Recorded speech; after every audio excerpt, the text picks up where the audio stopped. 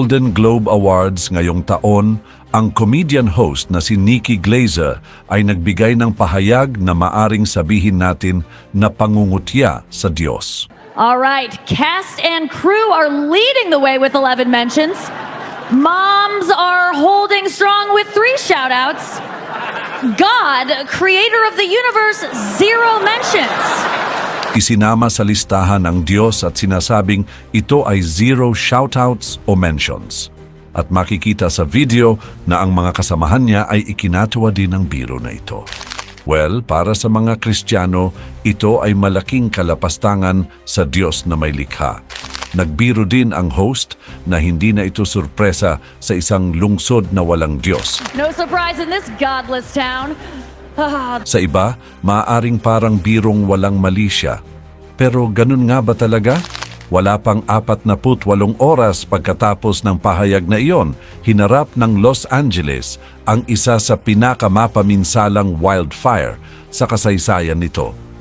Napansin ng marami ang pagkakatugma ng mga pangyayari at hindi na iwasan ang tanong, ito ba ay simpleng coincidence lang o isang paalala na mayroong Diyos?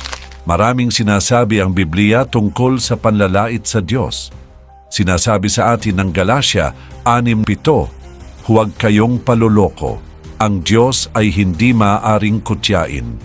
Ang anumang inihahasik ng tao ay siya rin niyang aanihin.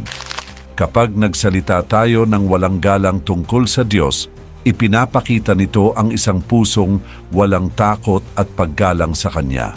Ngayon, sinasabi ko ba na ang mga sunog ay direktang dulot ng mga salitang yon sa Golden Globes? Hindi naman. Diyos lang ang nakakaalam. Pero ang alam natin ay ito. Ang Diyos ay hindi dapat nilalait. Kapag binibigkas natin ang Kanyang pangalan ng walang respeto, para na tayong naglalaro sa apoy. Ano sa tingin mo, ang wildfire ba sa Los Angeles ngayon ay parusa ba dahil sa panglalait ng Golden Globe sa Diyos? Isulat sa comment ang iyong opinyon. Bilang mga mananampalataya, ang ating tugon ay dapat dalawa. Una, ipanalangin natin ang mga naapektuhan ng mga sunog at suportahan ang mga relief efforts sa abot ng ating makakaya. Pangalawa, kailangang suriin natin ang ating mga puso. Ginagalang ba natin ang Diyos sa ating mga salita at gawa? O tayo rin ay nagkukulang sa pagbibigay halaga sa Kanya? Ang mabuting balita ay laging bukas ang habag ng Diyos.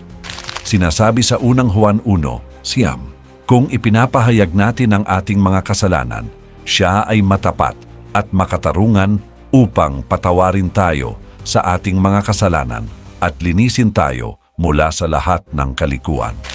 Hinding-hindi pa huli ang lahat upang bumalik sa Kanya ng may kababaang loob at paggalang.